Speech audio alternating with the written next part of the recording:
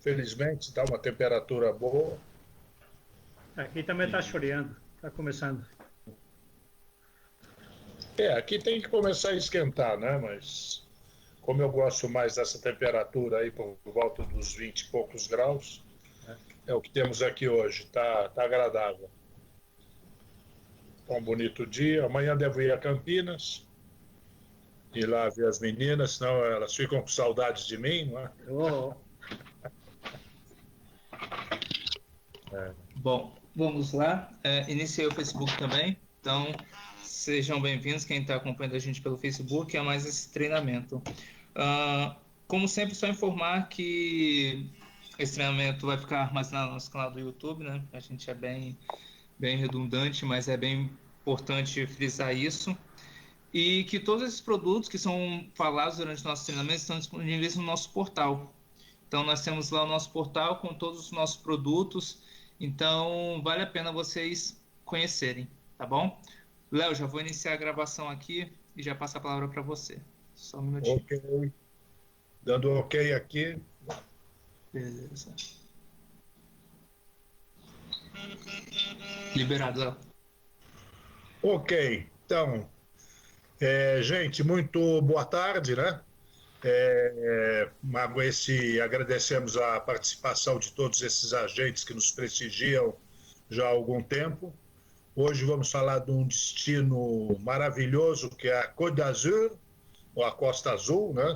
Traduzindo para o português, aquela região toda que a capital é Nice, que está ali Mônaco ao lado também, que é um pequeno principado, como sabem, e o nosso amigo Antônio Caeiro, que nos prestigia aqui desde da primeira capacitação até a 100ª, né?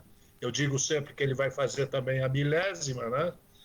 E o nosso querido Félix também, que está lá em Madrid, em Toledo, aliás, né? Para ser mais preciso, nosso diretor comercial na Trabax, e que também vai dar uma palavrinha para vocês antes do Antônio iniciar esse treinamento para essa região maravilhosa, né? Dali do sul da França, enfim. Então, mais uma vez, muito obrigado pela participação de todos e Félix tem a palavra.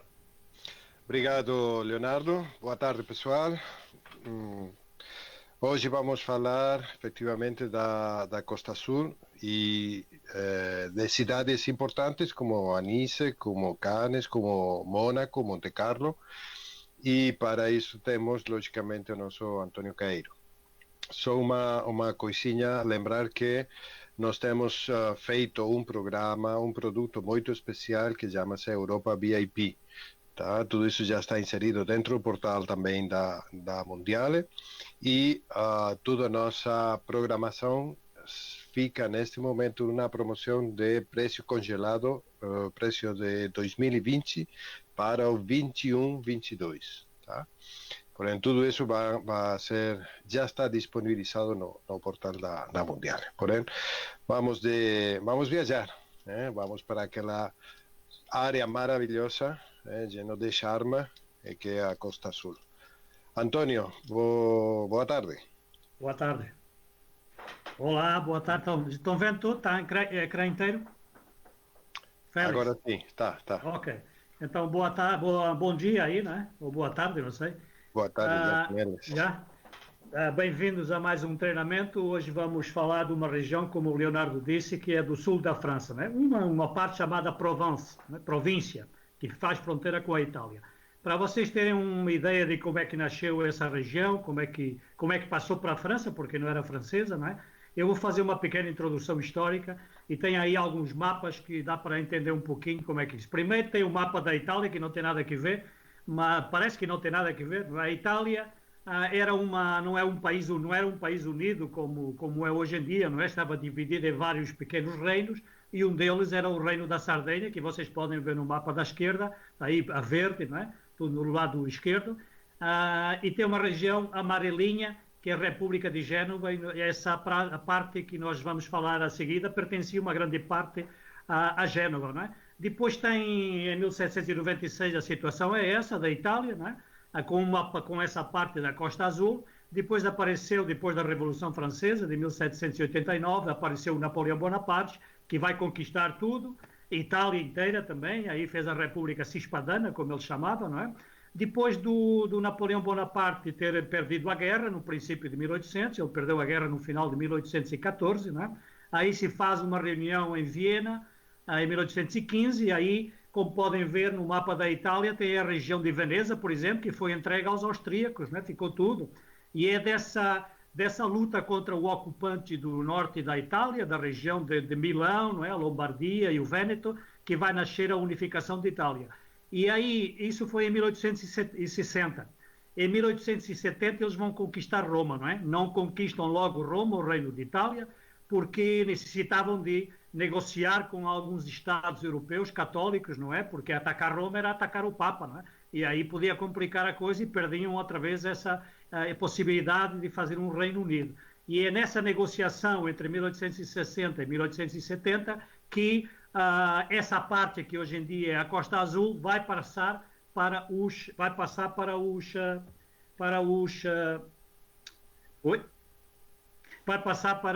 franceses, não é? Aí um dos grandes protagonistas dessa unificação da Itália foi um cara que se chama Giuseppe Garibaldi, que nasceu na ilha da Córcega, não é?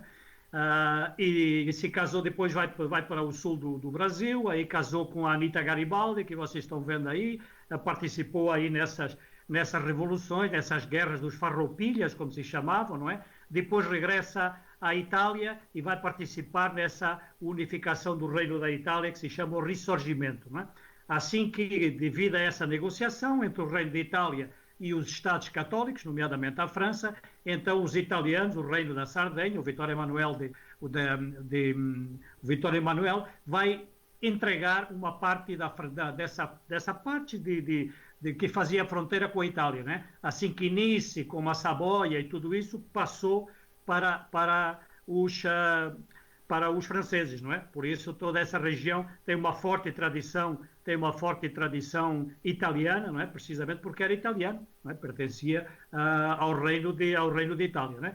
E o Giuseppe Garibaldi, só por curiosidade, nasceu em Nice, por exemplo, não é? Que hoje em dia é francês, não é? Assim que depois de passar para o reino da França, aí já temos o mapa da França, estão vendo onde é que fica situada essa região chamada Provence, Alpes, Côte d'Azur, porque também aí terminam ou começam essa cordilheira chamada os Alpes, que depois vão por Itália, Suíça, tudo isso acabando do outro lado, na Áustria e da Eslovénia, não é?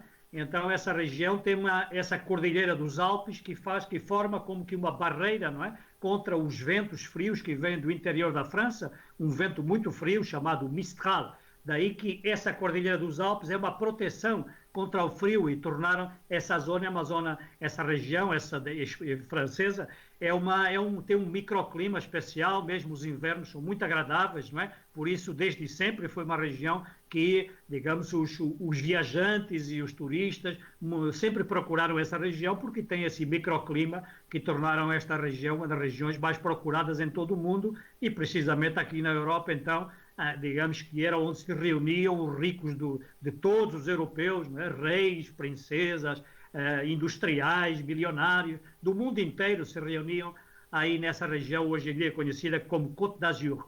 A Côte d'Azur, ou Costa Azul, é a continuação de uma região italiana que faz fronteira, que se chama Riviera Italiana, que fica pertinho da fronteira com a França, fica, por exemplo, a famosa cidade de São Remo, não é? Famosa pelo Festival de São Remo. Toda aí tem pequenos vilarejos, pequenas cidades, que vocês também podem, desde Nice, podem visitar, porque é muito interessante ir até fazer essa estrada costeira, né, para chegarem na Riviera Italiana. Mas nós não vamos falar da Riviera Italiana, vamos falar também, se chama Riviera Francesa, não é? Mas é mais conhecida, claro, como Costa Azul, não é? Assim que a Costa Azul, vocês vão chegar, porque há um aeroporto internacional em Nice. Assim vocês vão chegar, os vossos clientes vão chegar em Nice e aí se vão alojar no hotel e tal. Nice não tem uma praia muito bonita, embora seja desde sempre que foi uma região frequentada por milionários do mundo inteiro que vinham para Nice, não era exatamente para tomar sol, né? O turismo, como eu vou falar um pouquinho mais para frente, o turismo este massificado começou nos anos 30, não é? Até aí tinham os ingleses no século XIX, princípio do século XX, viajavam as pessoas da classe muito alta, não é? Que ficavam alojados em hotéis de luxo, né? Hotéis palácios, como se chamam, não é? Como se chamavam, não é?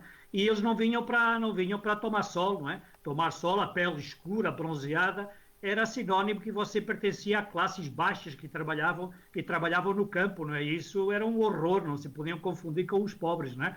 E então eles vinham basicamente para encontrar amigos, se alojavam nesses hotéis palácios, nasciam os cassinos também, nasciam as termas, e aí à noite iam jantar nos hotéis, nos cassinos, e passeavam nessa avenida aí que está juntinho ao mar, não é?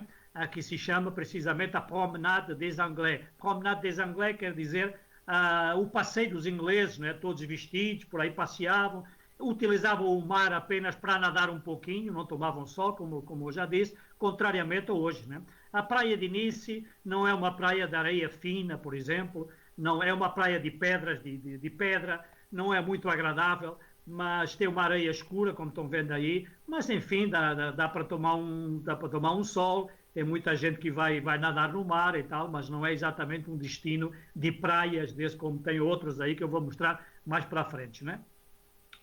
Continuamos a ver aqui o Porto de Nice. Nice tem uma parte, digamos, o centro histórico que fica aí ao redor do Porto, e depois tem essa avenida que vocês estão vendo aí, com uma praia de pedra grossa, não é? Que faz doer os pés, inclusive, não é? Que o pessoal utiliza como praia de Nice, né? Mas é famosa essa avenida junto à praia, como eu já disse, se chama a Promenade des Anglais, né?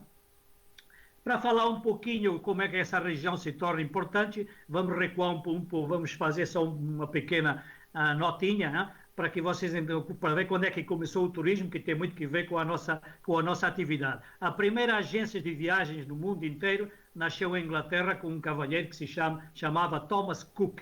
O Thomas Cook, em 1841, nasceu essa agência. E foi muito importante, começou levando ingleses de comboio, atravessavam o Canal da Mancha em barco, depois pegavam o trem outra vez, não é? Aqui na parte continental europeia, né? Apareceu o trem apareceu nessa época, portanto foi muito importante na indústria turística. Foi também este Thomas Cook o primeiro que inventou os vouchers, não é? Que nós hoje em dia viajamos e chegamos no hotel, entregamos um papelinho, hoje em dia já é com o celular, mostramos a reserva, isso é um voucher, né? Você não paga nada, já pagou, e esse voucher, esse papelinho, essa reserva, você entrega e está tudo certinho. Então, quem inventou os vouchers foi esse cara, o Thomas Cook. Também outra coisa que ele inventou para fomentar o turismo, para aumentar, inclusive por causa do problema que tinham os turistas, que tinham que trocar dinheiro a toda hora, levavam grandes quantidades de dinheiro, era perigoso. Também inventou aquilo que se chama o voucher, o traveler check, não é?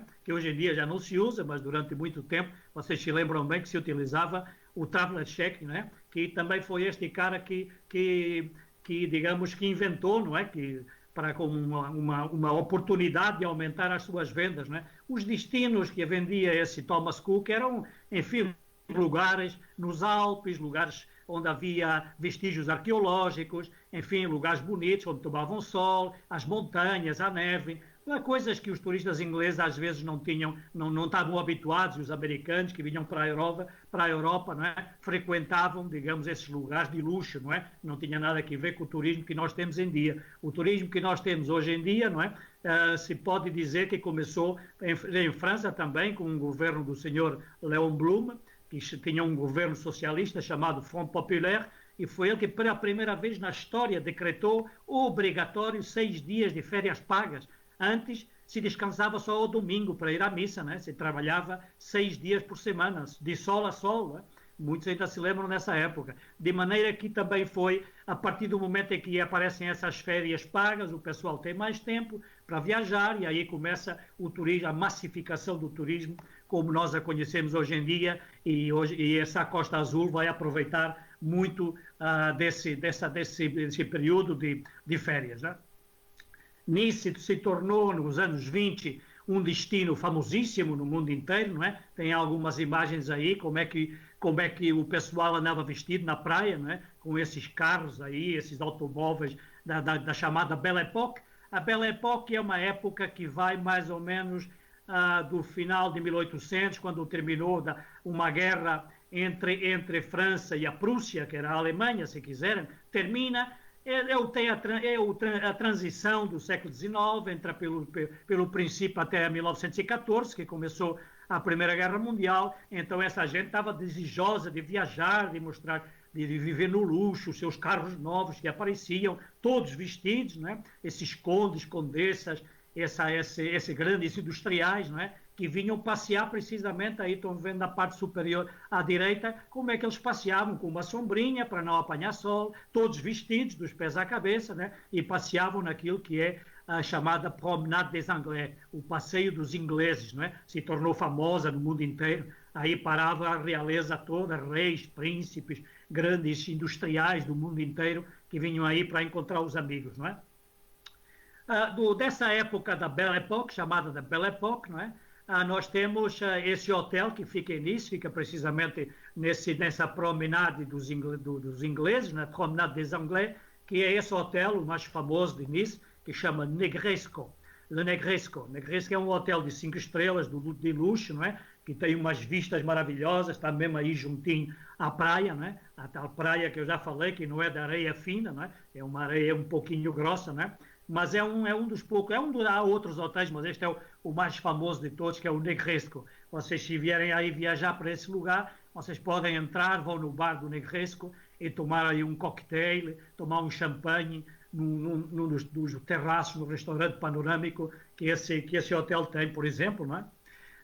Nice não é só essa parte de... Nice já existia, é uma cidade muito antiga, não é? Aí estão vendo algumas imagens da cidade de Nice, a parte velha da cidade, com as casinhas típicas dessa tipo, enfim, de todo o sul de França, com essas cores ocre muito, muito vivas, né? Cheias de pequenos restaurantes, né? Onde vocês podem comer, sobretudo, os pratos tradicionais do sul da França, que tem muito a ver com peixe, com ostras, com mexilhão, com champanhe, claro, com vinho fresco. No verão faz muito calor, no verão a temperatura, aí estamos num clima mediterrâneo, né? O clima mediterrâneo é quente e úmido, né?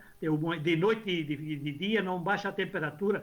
No verão vocês têm temperaturas de entre 25, 30, 34, 35 e a temperatura se mantém, não é? É uma umidade, né? E aí que é agradável se de noite passear por essas ruelas aí da cidade, parar em um pequeno restaurantinho aí, tomar um champanhe, um vinho fresco, enfim, há que desfrutar um pouquinho dessa atmosfera maravilhosa, do charme que tem o sul da França, não é?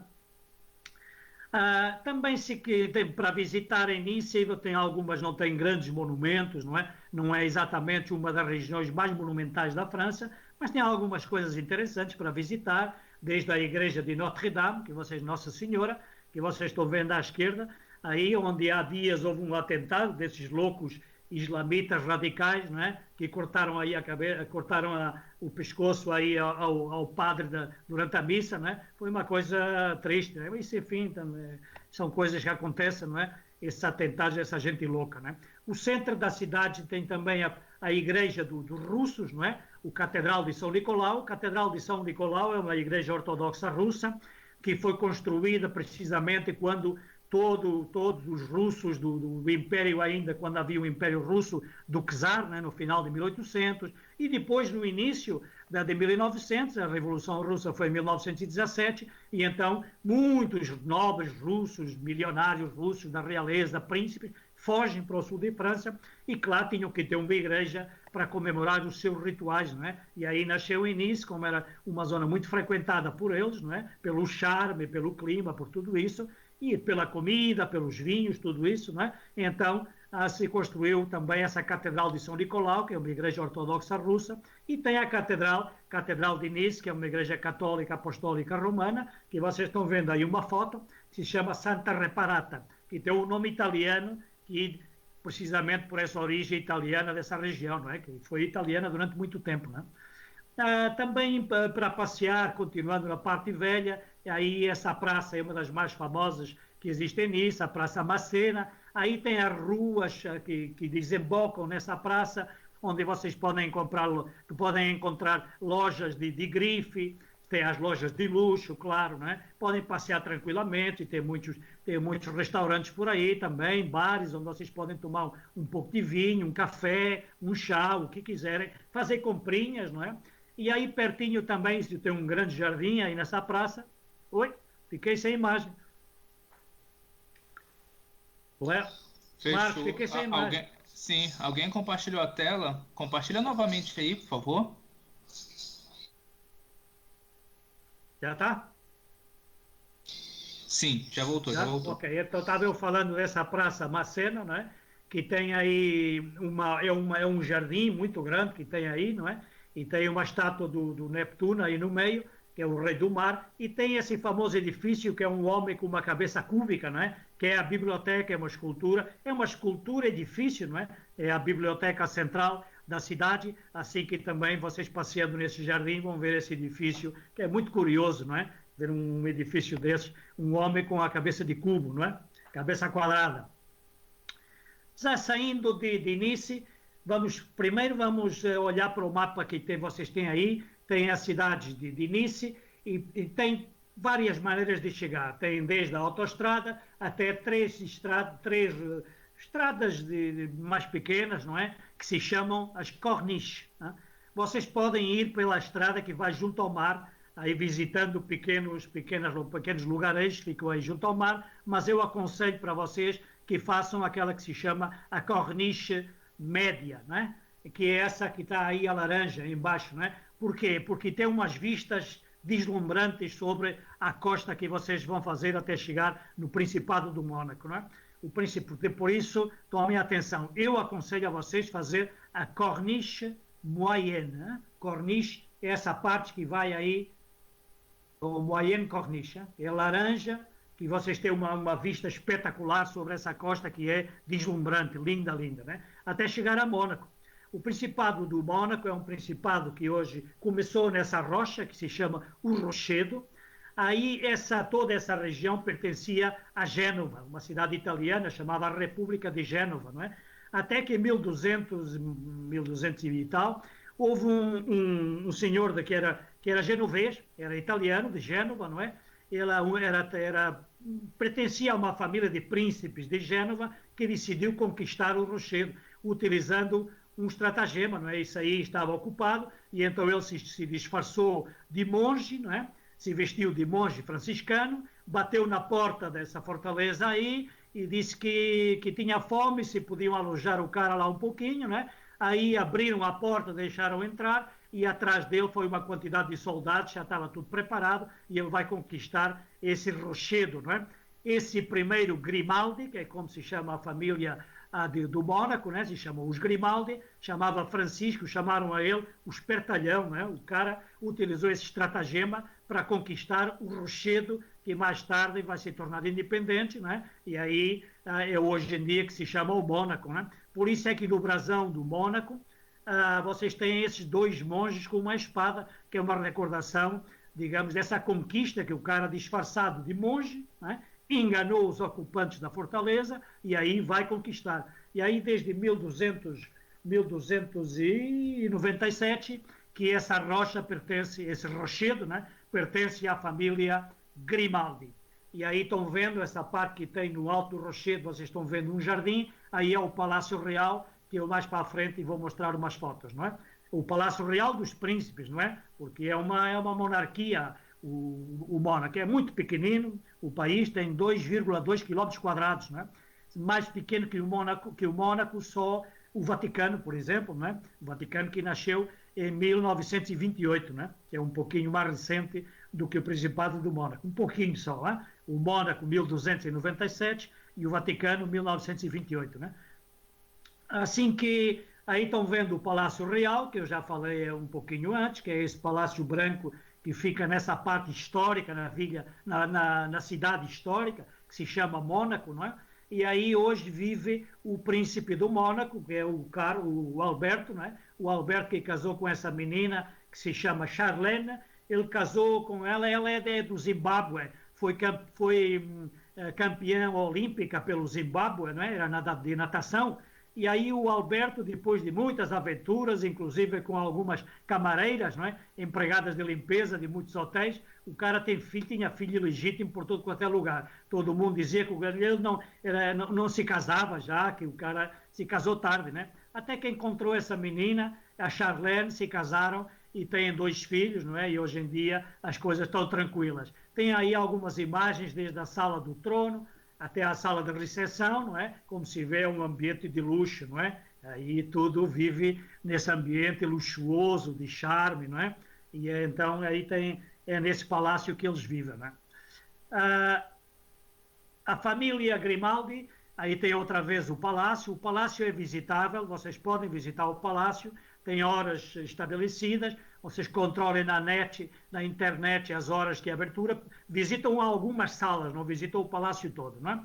E aí dá para ver um pouquinho o palácio, que é interessantíssimo, é muito interessante. Para além disso, nessa praça do palácio tem um miradouro, não é? Um mirante, e tem uma vista deslumbrante sobre todo o resto do Mônaco, não é? A família Grimaldi, pois, mais recente, mais pertinho da idade contemporânea, é famosa, o casamento do Rainier de Grimaldi, se casou com essa atriz de cinema americano, né, que se chamava Grace Kelly, né, que era muito famosa também na época, e tem 3 filhos, e os 3 filhos é o Alberto, a mais velha e a Carolina, aí quando era jovem, que era uma mulher muito bonita, né?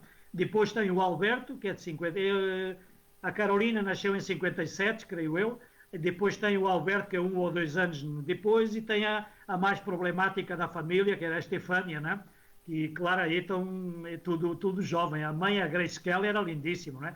Depois tiveram um acidente, a Grace Kelly vinha habituada àquela vida de Hollywood, não é? Muito mais aberta, de festas e bailes e tudo, e entrou enfim, numa corte europeia, né? Todo mundo diz, eu gostaria de casar com um príncipe, porque acham que é uma vida de sonho. Muitas vezes não é assim, tem muito protocolo, muitas regras. E aí a Grace Kelly começou a ter problemas, começou a beber, tomava muitos medicamentos para depressão, não é? E já quando era um pouquinho mais velha, ela estava dando um passeio de carro com a filha, a Stefânia, tiveram um acidente nas curvas do Mônaco, e aí ela morreu nesse acidente. Alguns diziam que era a Stefânia que ia conduzindo o carro, não é? Isso, enfim, são teorias da conspiração. O que é facto é que foi um choque para o Mônaco, a morte da Grace, né?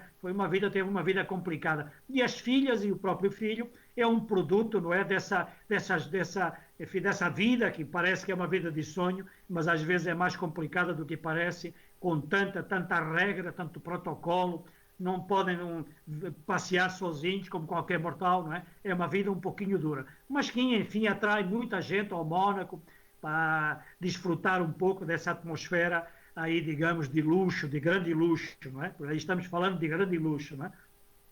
Aí tem a outra vista da cidade O Mônaco está dividido, tem 2,2 km², tem 37 mil habitantes, não é? É muito pequenino, é um protetorado. Primeiro foi um protetorado de Génova, do Reino da Sardenha, depois foi de Itália, se quiserem, depois foi um protetorado da França. E não tem exército, tem apenas a guarda pessoal do príncipe, tem a polícia, claro, não é? Mas não tem nada mais do que isso, é um protetorado, não é? Tem o exército francês, é que protege hoje em dia o Principado do Mônaco. O Mônaco está dividido em 4 bairros, não é? Um deles é o que eles chamam o Rocher, Mônaco, que é onde vive o príncipe, onde tem o Palácio do Príncipe e onde vive também as 2 princesas, não é? Vivem todos naquela parte velha que eu já falei antes, e depois tem essa parte aí onde tem esses prédios altos aí que se chama Condamine, que é a parte que está à volta do porto de Mônaco, né? Onde se faz o Grande Prémio de Monte Carlo, do Mônaco, que eu já vou mostrar mais para frente, né? É a Marina, é aí que se faz tudo, né? Tem outra parte que se chama Monte Carlo, que é onde tem o cassino, né? O cassino que eu já vou mostrar mais para adiante, e tem uma parte nova que fica detrás do palácio, né? Dessa parte, esse rochedo que tem o palácio, que se chama Saint-Louis. São 4 bairros, não é? São 4 bairros que eles chamam cidades, não é? Mas não são cidades, de facto são bairros do Mônaco, porque o Mônaco é muito pequenino, não é? Continuamos a ver aí a parte mais luxuosa, não é? Onde tem esses edifícios altos, tem hotéis de luxo, a clientela é de luxo, tem esses iates que vocês estão vendo aí, cada um maior que o outro e mais luxuoso que o outro. No verão, aproveitando o clima, tem festas, todos esses barcos, esses iates, tem festas de noite. O Yacht Club de Monte Carlo também faz festas, que é essa imagem que vocês estão vendo aí, que tem uma piscina e tem um restaurante, enfim, é uma coisa de grande luxo, né, de charme, né? Isso fica tudo nesse bairro pertinho da Marina, que se chama Condamine. Entrando na parte velha, começando as visitas na parte velha, nessa parte que tem o palácio, vocês entram primeiro num parque subterrâneo, que fica debaixo do rochedo, né? E aí tem umas escadas mecânicas, né, que vocês sobem, e quando saem em cima, não é? Então vão ver esse edifício gigantesco que vocês estão vendo aí, que é o Museu Oceanográfico do Mônaco, não é? O primeiro diretor desse museu oceanográfico foi o famoso explorador chamado Jean-Jacques Cousteau, não é? Tem aí o submarino amarelo, que foi um dos primeiros submarinos a fazer exploração dessas águas aí. Tem uma coleção dele, enfim, é um museu oceanográfico, tudo que diz respeito ao mar, né? Está aí nesse museu, que é um museu muito interessante para vocês visitarem. Aí na foto do lado direito vocês podem ver de novo esse museu oceanográfico. Vocês vão passar em frente ao museu, sempre subindo, vão chegar na catedral, onde se casou a Grace Kelly, onde se casam os príncipes, se casou a Grace Kelly com o Rainier de Mônaco, e depois vão chegar a uma grande praça, onde tem o Palácio Real e tem o Miradouro sobre a Condamine e Monte Carlo do outro lugar, né? Esse edifício grande que vocês estão vendo é um museu oceanográfico, e tem também aí uma foto da fachada, que é a entrada, né? Depois, do outro lado, do lado oposto desse rochedo, que é o palácio onde tem os príncipes vivem, não é? Do outro lado, passando pela Condamine, vocês vão chegar no outro lugar, que é o Monte Carlo. Monte Carlo é famoso pelo cassino e pelo Hotel de Paris, né? O cassino de Monte Carlo nasceu no final de 1800.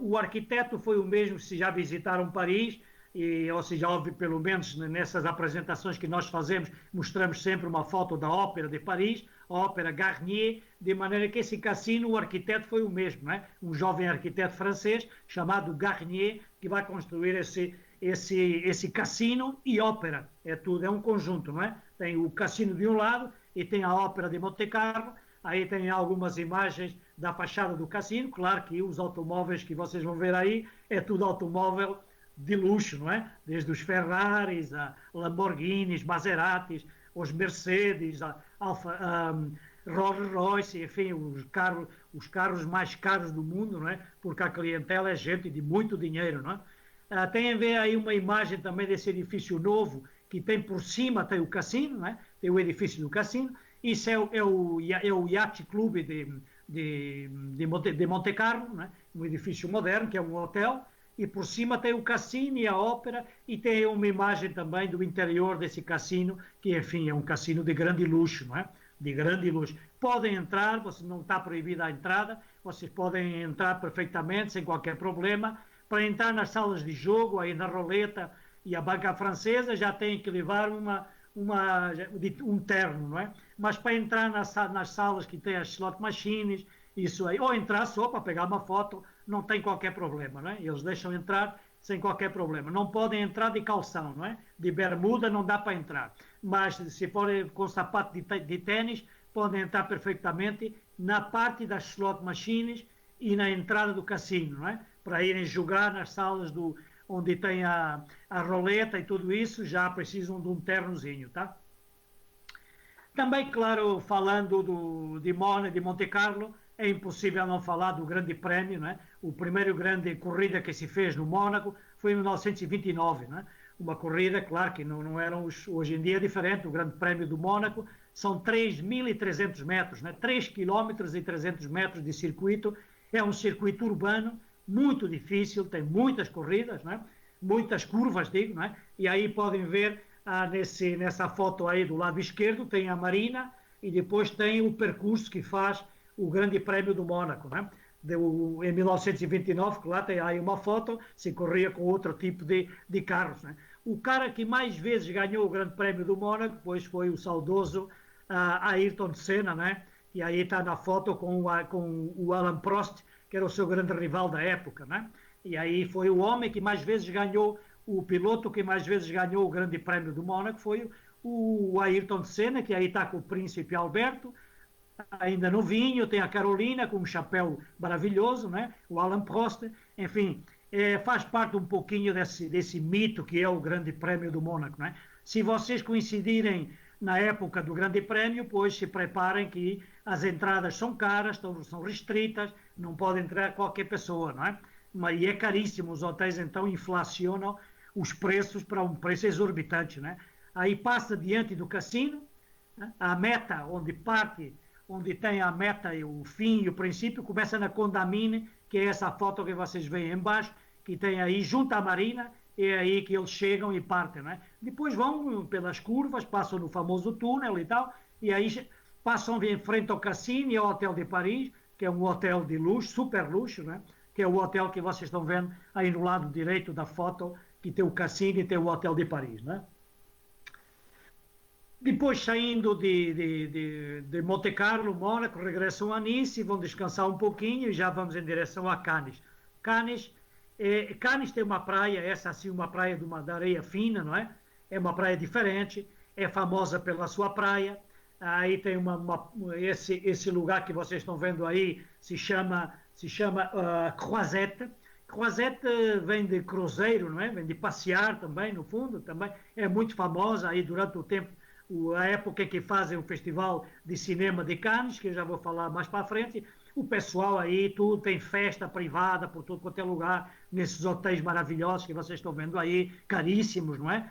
Se passeiam aí nos seus carros de super luxo, tem festas nos iates de luxo que tem em Cannes, não é? E aí na praia se apresentam meninas quase semi-despidas para que os paparazzi peguem fotos delas e tudo isso, não é? Durante a época que não é o Festival de Cinema de Cannes, pois podem passear aí na praia, tem muitos restaurantes aí pertinho, junto a essa avenida que é ao lado do mar Mediterrâneo, não é? Que se chama Croisette, não é?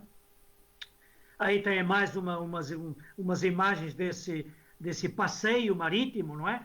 Tem hotéis de luxo da Belle Époque e tudo isso, o Carlton, o Ritz e outros, não é? E aí vocês podem sentar num dos muitos restaurantes que tem, nesses restaurantes de luxo que tem junto à Croisette, nesses hotéis, não é? Como estão vendo, iate e barquinho de todo tipo, não é? Aí é muito caro, a Costa Azul é muito caro, hein? Muito caro mesmo, hein? Por isso mesmo a clientela que para aí é uma clientela de alta, enfim, de alto poder econômico, né? Mas todo mundo pode passear, não tem problema nenhum, sentar, tomar uma cervejinha, um copo de vinho, almoçar ou jantar. Também tem restaurantes baratos, tem o McDonald's, tem pizzerias, tem esses restaurantes mais baratos, claro, também, não é? Não é só restaurante de luxo, não é? Portanto, essa parte é a parte central de Cannes, a parte mais famosa, onde todo mundo passeia, né? Que se chama Croisette. Claro que a época do festival é uma feira de vaidades, né? Festival de Cannes se apresentam vários filmes a concurso, não é? E aí há um que ganha a chamada Palma de Ouro, não é? Uma folha de palmeira, e vocês estão vendo aí onde diz Festival de Cannes, é uma pequena folhinha de palmeira feita em ouro, e quem ganha o filme que ganha recebe essa palma de ouro, não é? É um palácio dos festivais que está junto à marina, e aí, claro, se monta a famosa Passadeira Vermelha, onde atrizes e gente ligada à indústria do cinema vai desfilando, cada um com um vestido mais bonito que outro, não é? Desde muito tempo, o Festival de Cannes era famosíssimo, não é? Aí tem algumas personagens que passaram por aí, desde a Sofia Loren, né? Uma atriz italiana, mas não só, também a Marilyn Monroe, que aí está com a Ella Fitzgerald, que era uma cantora de jazz americana. Os americanos então adoravam Cannes, não é? Vinham muito atraídos pela Grace Kelly, né? A princesa do Mônaco, que casou com o príncipe, e claro, eles vinham visitar a Grace Kelly ao Mônaco, ela chamava eles, e eles tornaram toda a Costa Azul muito conhecida, os americanos que vinham visitar a sua amiga Grace Kelly, e aí ficavam alojados em Nice, em Cannes, e também numa localidade que fica na Riviera Italiana, em Portofino, não é? Esses lugares muito exclusivos, e por isso tinham que encontrar um ambiente que era, digamos, importante para eles, um ambiente de luxo, não é? De festas e de glamour, não é? Por isso continua essa tradição hoje em dia, e aí estão vendo algumas imagens, enfim, de meninas vestidas com vestidos que custam milhares de euros, não é? Continua hoje, o Festival de Cannes é uma época importantíssima, cheia de festas por tudo quanto é lugar, não é? Também tem uma parte velha, claro, Cannes, que é esse pequeno vilarejo que fica junto ao porto, ao antigo porto de Cannes, um porto de pescadores, não é? E é aí que vocês podem encontrar também esses lugares mais acolhedores, passear por essas ruelas, sentarem num restaurantinho um restaurante mais cômodo, não é? Mais tranquilo, sem longe daquela parte junto à praia, passear, comprar os souvenirs que fazem parte das nossas viagens, não é? São as memórias das nossas viagens. Portanto, também tem uma parte, digamos, de mais velha, não é? O Cannes velho. A Costa Azul não é só essas localidades que eu já falei, não é? Tem muito lugarzinho maravilhoso, não é? Pequenos lugarejos, pequenas cidadezinhas, muito coloridas, com uma parte velha, junto ao mar, não é? Uma das mais famosas é Saint-Tropez. Saint-Tropez tem uma praia maravilhosa, não é? Uma praia de areia fina, que se tornou famosa, sobretudo, nos anos 60, quando os anos 60 são muito importantes, é uma época muito feliz na Europa, não é? É a época a seguir, acabou a Segunda Guerra Mundial, já está todo mundo tem pleno emprego, há emprego por todo quanto é lugar, também se vão ganhando regalias sociais, as férias passam a um mês, não é? O pessoal se aposenta com 55 anos, não é? E então tem muito tempo livre, não é? É uma época do maio de 68, em Paris, é a época em que aparece um novo cinema, não é? Não era aquele cinema de Hollywood, tudo filmado em estúdio. É um cinema que vem para a rua, chamam isso a Nouvelle Vague, não é? A nova onda, não é?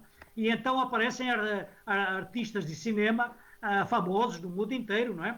E então aparecem alguns, digamos, dos mais famosos, quando o cinema francês era importantíssimo no mundo, e o cinema italiano, não é? Aparece a Sofia Loren, aparece o Marcello Mastroianni, uma quantidade de artistas famosos, e aparece também uma coisa muito importante, que foi o biquíni, não é? Aí as mulheres antes na praia, e os homens também iam vestidos com um fato de banho que tapavam quase o corpo todo, não é? E aí inventaram o biquíni, um fato de banho com 2 peças.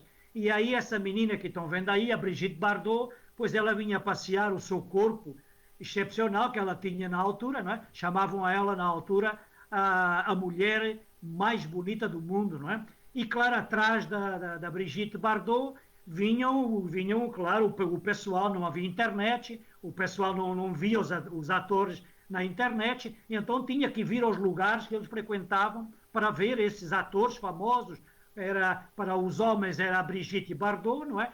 O animal mais belo em todo o mundo, como chamavam a ela na época, e as mulheres vinham também atrás de atores famosos, não era só o galã do cinema italiano, o Marcello Mastroianni, mas o galã do cinema francês, o Alain Delon, não é? Que está solteiro hoje, já tem 90 e poucos anos, não é? Está solteiro, meninas, se quiserem aproveitar, não é? Aproveita, né? Que ele está solteiro. A Brigitte Bardot continua vivendo em Saint-Tropez, ela tem aí a sua casa, não é?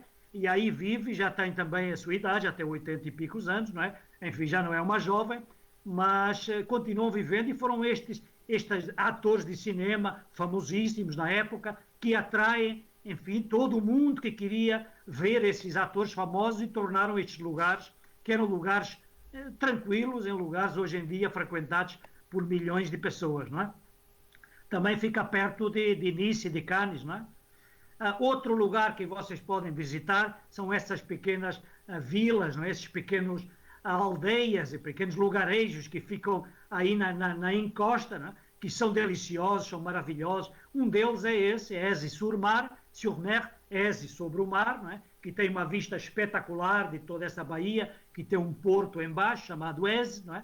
Enfim, com as ruelas típicas da Côte d'Azur, muito floridas. A Côte d'Azur, a costa da Provence, né? A província, é muito famosa pelas flores, pelo colorido, pela boa cozinha, os bons vinhos, pelos pequenos restaurantes maravilhosos em todo o cantinho, né, onde você pode sentar aí tomando um vinho, almoçar, ou só comer alguma coisinha, tomar um vinho, para desfrutar essas paisagens maravilhosas, essas vistas excepcionais que se veem desde esses lugares um pouquinho mais altos, né? Aise-sur-Mer é outro lugar, né?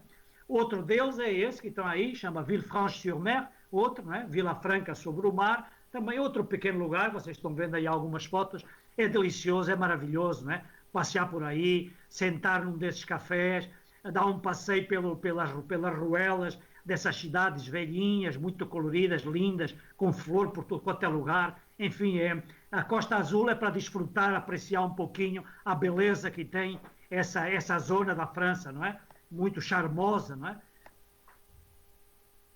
Outro lugar, aí tem, outro lugar famoso, outra praia famosa, se chama Antibes. Esta é famosa porque foi aí que viveu o Pablo Picasso, né? O Pablo Picasso viveu e morreu aí, não é? Vivia num castelo, e então tem hoje em dia o Museu Picasso, se vocês quiserem visitar, para ver algumas pinturas desse gênio da pintura contemporânea. Se quiserem ir na praia, tem uma praia deliciosa também, com águas cristalinas, não é? Passear nessas ruelas da cidade, e sempre a mesma coisa, parar, porque essa zona vocês não podem ir com a ideia de visitar palácio e museu, tem que ir com calma, passeando, tranquilos, sentando, pegando foto, sentar num barzinho, no restaurante, comer a cozinha típica da Provence, e aí é assim, tem que desfrutar, é um lugar para se visitar com tranquilidade, não é? Sem estresse de horários, nem nada disso, não é? Para ir com calma. Bom, falando da cozinha, pois a cozinha da região da Provence é muito influenciada pela cozinha italiana e francesa, não é? Que é uma cozinha muito sofisticada. É uma cozinha chamada mediterrânica, né? Com produtos frescos da terra e do mar, pois não é só pratos de peixe, tem as verduras grelhadas, tem o presunto, as azeitonas, tem o azeite, enfim, os docinhos, a carne. Em França se come maravilhosamente, né? Por isso, aqui aproveitar também para comerem bem no sul da França, né? Muito sofisticada. Também o sul da França, essa zona da Provence, né? É famosa pelos perfumes, não é? Os perfumes foram, os perfumes existem desde sempre, não é? Mas a indústria dos perfumes começou no século XVIII, não é? Porque eles no século XVIII não tomavam muito banho, não é? Ou seja, se lavavam de vez em quando, não é? O primeiro cara que teve um banheiro completo foi o Luís XIV na França no século XVIII, não é? E segundo contam as más línguas, dizem que o cara só se lavou por completo uma vez na vida. Por isso já estou a ver, né? Usavam, para que a pele se tornasse mais branca, usavam gordura misturada com pó de arroz, não é? E botavam na cara, para a cara ficar mais branca, não é? Para não se confundirem com a pele escura de quem trabalhava no campo, não é? Essas madames e essa alta nobreza, não é? E claro que isso com aquelas perucas que usavam, aqueles fatos complicadíssimos, não é? Faziam muito calor e aí suavam muito, não é? E aí suavam muito e tinham que usar perfume, digamos, para que o cheiro do suor não fosse muito intenso, não é? E aí começaram-se perfumando, e nasce essa indústria dos perfumes, que hoje em dia é uma indústria que movimenta milhões e milhões, não é? E a maioria das fábricas de perfumes francesas ficam precisamente na Provence, porque utilizando precisamente o clima maravilhoso, tem flores de todo tipo, não é? Aí podem ver uma plantação de lavanda, não é? Que fica também a 1 hora e pouco de Cannes. Vocês podem chegar na primavera aos campos de lavanda, não é? E aí podem visitar uma fábrica de perfumes para verem como é que os perfumes se fazem. Muita gente não tem ideia como é que se fazem. Comprar perfumes, por exemplo, aí na Fragonard, que é uma das fábricas de essências, não é? Misturam as essências que vêm de todo o mundo hoje em dia para fazer os perfumes que os clientes pedem, não é? Clientes, casas de grife famosas, não é? Que pedem eu quero um perfume com estas características, e então tem uma pessoa que chamam le nez, que quer dizer o nariz. São pessoas que têm um olfato, um cheiro um pouco especial, e aí entre as várias essências que há, eles vão pegando uma e outra, vão cheirando e tal, e fabricam o perfume que a empresa pediu, não é? E isso também é outra coisa interessante que vocês podem fazer, visitar uma fábrica de perfumes, que é muito interessante, né? É uma visita muito interessante. Essa Fragonard é uma delas, né? Outra coisa que podem fazer também, claro, é visitar uma vinícola, né? Visitar, fica aí juntinho ao mar também, tem muitos vinhos franceses, são deliciosos, não é? E então podem visitar também uma dessas vinícolas, e tem muitas vinícolas que fazem visitas, vocês explicam a vocês como é que o vinho é produzido, as várias qualidades que há de vinho na França, não é? E então vão provando, tem provas de vinhos, e aí normalmente botam alguma coisa para você comer, e aí podem provar desde os vinhos da propriedade até outros vinhos, como champanhe e outros vinhos, né, que são produzidos na França. Né? Bom, e agora creio que terminou, assim que... termino com esta foto da Provence. Provence é toda a região onde fica a Costa Azul, não é? Uma vista maravilhosa, encantar, que para ver se vocês se animam a visitar este lugar especial na Europa, que se chama Côte d'Azur. Muito obrigado pela vossa atenção e se tiverem perguntas, eu estou à vossa disposição. Muito obrigado. Muito bem, seu Antônio Caeiro. O senhor sempre com essa cultura fantástica aí, conhecendo detalhes de toda essa história da Europa, essa rica história, né? E essa região, como eu disse, uma região belíssima, puderam ver aí nas fotos e tal. E lembrando que a gente tem esse programa, como o Félix disse no início, um programa que chama-se da Europa VIP, não é? Que visita, um dos programas que nós temos justamente visita toda essa região da Provence aí, passando por Mônaco, Cannes, Villefranche-sur-Mer, enfim, toda essa região belíssima, Aix-en-Provence, enfim, né? Então, muito bem, agradecemos ao Antônio mais uma vez a disponibilidade de transmitir a nós aqui toda essa bela cultura que ele guardou ao longo dos anos aí. Muito bem, muito obrigado, Antônio. O Félix quer a palavra, veja se tem alguma pergunta aí. O Marcos pode dizer, tá bem? Por enquanto são sem dúvidas, tá? Só parabenizações mesmo, o pessoal falando realmente uma verdadeira aula, só agradecimentos. Mas caso tenham dúvidas, a gente está aqui à disposição, podem mandar depois também que nós corremos atrás das informações. Muito bem. Então, agradecer mais uma vez a participação de todos esses agentes que nos prestigiam e dizer que nós estamos sempre à disposição para organizar viagens, seja individuais, seja em grupos, para essas regiões, essas cidades maravilhosas aí da Provence, da Côte d'Azur. Então, Europa VIP aí, como está aqui para vocês, é fantástico, uma belíssima, belíssima região. Não há quem não volte encantado disso aí. Muito obrigado a todos. E estamos aqui, a Mundial e a Trabac, sempre à disposição do agente de viagem e de seus clientes. Você quer fazer alguma consideração, Félix? Não, bem, só agradecer também a presença dos agentes de viagens e, logicamente, fazer um pouquinho mais de ênfase na questão da Europa VIP, que, como bem falou o Leonardo, é uma... Não estamos falando de circuito, é uma ideia de viagem para personalizar e, bem, o Leonardo conhece muito bem porque ele correu todas as estradas aí com seu carro nesta parte do sul de França e, como está bem refletido aí em seu livro, né? Eu também gostaria de fazer um pequeno ênfase aqui nesta ideia que nós largamos já há um mês atrás, que é uma... bem, a questão que nós abrimos dentro do nosso canal de Facebook, chamado A Cozinha de Trabax, né? E aí convidamos para os nossos guias, nossos amigos da América, de todo lugar, enviar receitas de cozinha, né? Para viajar também um pouquinho com a imaginação neste momento que a gente não pode ir fisicamente, mas olha, aí tem uma receita desde a Itália com a pasta carbonara, de Daniele Campoli, nosso escritório lá em Roma.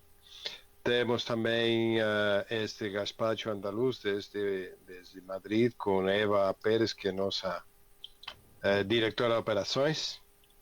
Temos Também está Maria José, nossa guia, ela também fez alguma apresentação aqui para Brasil, com as batatas meneas, com pimentão e bacon, uma coisa deliciosa.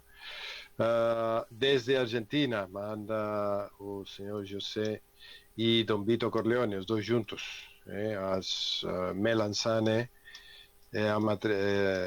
Parmigiana. Parmigiana, e o Leonardo. Epa, esse é o Leonardo chefe. aqui mandou um bacalhau Le ao forno, realmente uma coisa maravilhosa, aí com a cebola, com ovos, enfim. Temos também desde Estados Unidos, Los Angeles, Karina enviou aqui uma receita de lomo saltado, uma receita peruana e também muito fácil de fazer. Tudo isso está dentro de nosso canal de YouTube e desde Espanha, o nosso Ángel Lopes, olha aí o camarão nadando no arroz na paella espanhola. Tá? Sabendo que está tudo gravado em nossas cozinhas, não é uma questão profissional, é uma questão muito simpática de parte de todos que fazemos parte da família Travax e, porém, convidamos a todos vocês, se querem enviar suas receitas, querem colaborar ou querem fazer diretamente, experimentar fazer as receitas que estão passo a passo aí no nosso canal. Tá? Obrigado sempre e nos vemos a semana que vem.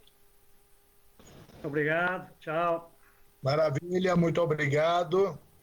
E eu gostaria de dizer isso, que eu tive o privilégio de visitar muitas vezes essa Côte d'Azur e assistir ao Grande Prêmio de Mônaco 3 vezes, uma delas junto com o Juarez, que é o nosso presidente, né, da Mondial e Ancoradouro. E, enfim, quando andamos lá em 90 para ir ver a Copa do Mundo na Itália, levando mais de 1.200 pessoas, passamos lá para assistir o Grande Prêmio de Mônaco. Ou seja, região que não há quem não goste daquilo, não é? Muito obrigado, Antônio, obrigado, Félix, e a todos que nos prestigiaram com a presença nessa apresentação. Muito boa tarde e vamos em frente, que logo podemos ir visitar essas belezas da Europa. Claro que sim. Obrigado, boa tarde. Tchau, tchau. Boa tarde, tchau.